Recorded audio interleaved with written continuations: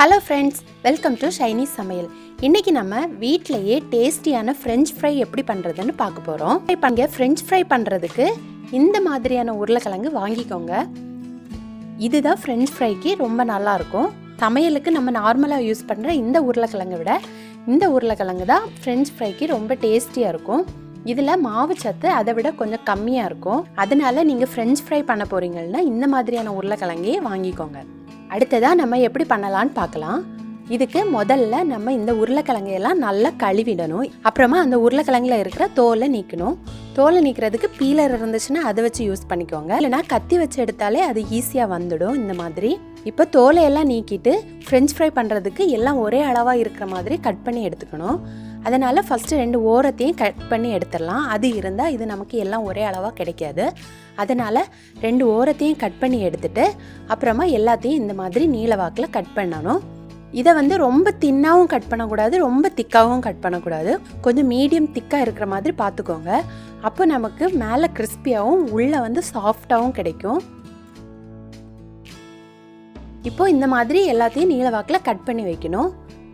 அதுக்கப்புறமா ஒரு பாத்திரத்தை எடுத்து அதில் நம்ம குளிர்ந்த தண்ணியை சேர்க்கணும். குளிர்ந்த தண்ணியில் நம்ம இந்த கட் பண்ணி வச்சுருக்க உருளைக்கிழங்கையெல்லாம் சேர்க்கணும். அப்போது அந்த உருளைக்கிழங்குல இருக்க ஸ்டார்ச் எல்லாம் அதில் இறங்கிடும். உருளைக்கிழங்கும் கலர் மாறாமல் நமக்கு கிடைக்கும். நீங்கள் இதே மாதிரி எல்லா உருளைக்கிழங்கையும் கட் பண்ணி இந்த குளிர்ந்த தண்ணியில் போட்டு வச்சுக்கோங்க. அப்புறமா இந்த கட் பண்ணி வச்சுருக்க உருளைக்கிழங்கையெல்லாம் இன்னொரு பாத்திரத்துக்கு மாற்றிட்டு அதில் நல்லா கொதிச்சிட்டு இருக்க தண்ணியை சேர்க்க போகிறேன். கொதிக்கிற தண்ணியில் 10 நிமிஷம் போட்டு வச்சுக்கணும். அதுக்கு மேலே வேண்டாம். அப்போது அந்த உருளைக்கிழங்கு கொஞ்சம் வெந்து நமக்கு சாஃப்டாக கிடைக்கும். 10 நிமிஷத்துக்கு அப்புறமா இந்த மாதிரி ஒரு காட்டன் துணி எடுத்துக்கோங்க. இல்லைனா டிஷ்யூ பேப்பர் இருந்தால் அது கூட நீங்கள் எடுத்துக்கலாம். அந்த துணிக்கு மேலே இந்த உருளைக்கிழங்கையெல்லாம் போட்டு அதுக்கு மேலே இருக்க தண்ணியை தொடச்சி எடுத்துக்கணும். இல்லைனா எண்ணெயில் போடும்போது நம்ம மேலே தெரிச்சிடும்.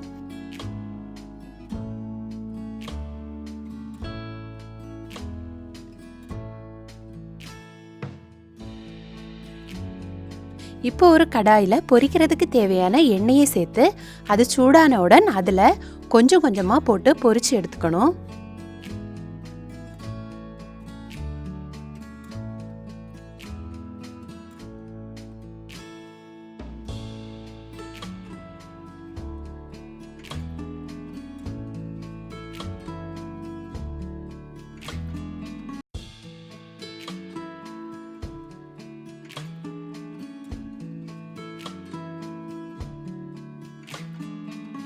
இதை ஒரு 5 to 6 மினிட்ஸ் பொரிச்சு எடுத்தால் போதும்.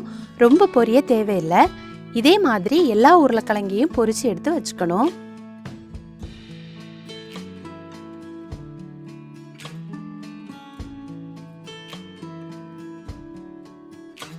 அப்புறமா பொரிச்சு வச்சிருக்க உருளைக்கிழங்கு எல்லாத்தையும் ஒரு கண்டெய்னரில் வச்சு ஃப்ரீசரில் மினிமம் 1 hour ஸ்டோர் பண்ணணும். அப்போ தான் ஃப்ரெஞ்ச் ஃப்ரை கிறிஸ்பியாக இருக்கும். உங்களுக்கு தேவைன்னா இதை ஒரு 15 நாள் வரைக்கும் ஸ்டோர் பண்ணி வச்சுக்கலாம். உங்களுக்கு எப்போ தேவைப்படுதோ நீங்கள் அப்போ எல்லாம் எடுத்து பொரிச்சுக்கலாம். நான் இப்போது 1 hour ஃப்ரீசரில் வச்சு எடுத்திருக்கேன். இப்போது எண்ணெயை ஹை ஃப்ளேமில் நல்லா சூடு பண்ணணும். அப்புறமா அதில் கொஞ்சம் கொஞ்சமாக சேர்த்து பொரிச்சு எடுத்துக்கணும்.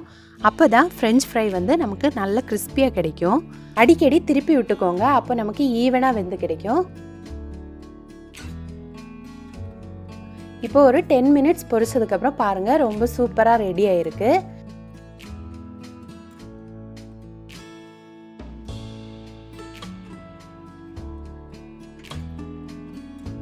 பொரிச்சதெல்லாம் எடுத்து ஒரு பாத்திரத்தில் மாற்றி வச்சுக்கலாம்.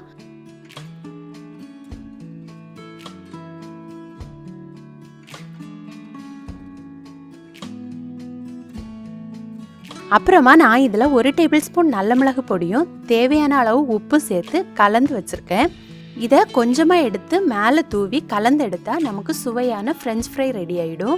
உங்களுக்கு தேவைன்னா நீங்கள் மிளகாய் பொடி சேர்த்துக்கலாம், பீஸா ஹெர்ப்ஸ் கூட சேர்த்துக்கலாம். ரொம்ப சுவையாக இருக்கும்.